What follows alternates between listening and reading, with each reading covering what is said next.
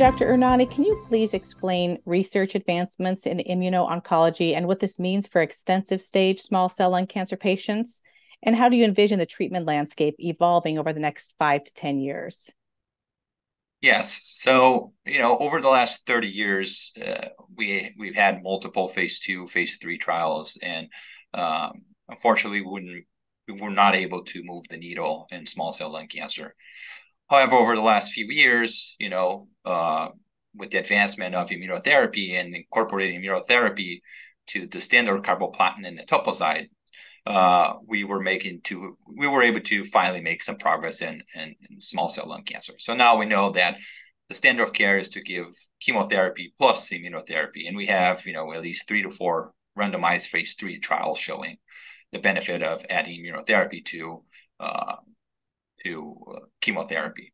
And I think this is a very exciting time for small cell. We are seeing, at least over the last couple of meetings, over the last year, I've been seeing at least 2 promising drugs. One is tarlatamab, that was, the phase 2 studies called the DeLLphi trial, was recently presented at ESMO. And there's also an antibody drug conjugate that is also being very promising in small cell. So we'll see how these studies are going to play out, especially the antibody drug conjugate. That's still a phase 1 study. So it's a little bit early, but encouraging response rates. And the tarlatamab, which is a BiTE, and what I mean by BiTE is it's a BiTE T cell specific engager. I think it's probably going to be soon approved by the FDA, and I think it's going to change the standard of care in small cell again. Dr. Ernani, with regard to the DeLLphi trial, can you explain who that is for, and more specifically, maybe what the hope is for patients and their families? Yeah, so the DeLLphi trial was a phase 2 study.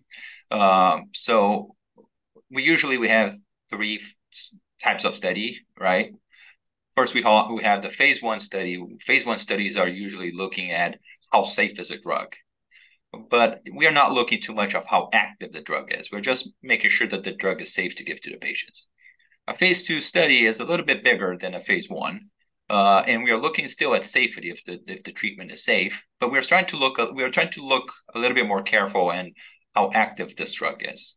In phase 3, those are usually big studies that randomizes 200, 300, 400 patients to the standard of care compared to the new drug, and that's usually where we get the FDA approvals. So the DeLLphi 301 trial was a phase 2 study that enrolled patients with heavily pretreated small cell lung cancer, extensive stage small cell lung cancer, to receive tarlatamab. And they had two doses. It was 10 milligrams and 100 milligrams. And it seems that the 10 milligram cohort, that actually the responses were even better than the 100 milligrams. So we saw the presentation at ESMO. It was actually published in one of the most respected, probably the most respected journal of medicine, the New England Journal of Medicine, and there was a response rate of 40%. So if we could give tarlatamab for patients that fail at least 2 lines of treatment, the chances of them responding to tarlatamab is about 40%. And more importantly, I think that the duration of response was greater than 6 months. So what I mean by that, more than 50% of the patients that received this drug, they controlled the cancer for at least 6 months. So I think that's a very positive about this drug. Great, thank you. And then one follow-up question I have about that. So if a patient were to come to you or go to their local oncologist and say, I'm really interested, I heard about this DeLLphi trial or any clinical trial, what is the advice you would give to that patient on how to access that clinical trial? Well, unfortunately, we don't have in our institution. What I usually help my patients, I go to clinicaltrials.gov, and I type, their cancer, and I go over with them on where the trials are open, and we try to find a facility or a cancer center that is close to where they live. So that's what I usually do when I'm trying to find a clinical trial that I don't have available at my site. My activation tip for this question is, again, I think stay tuned.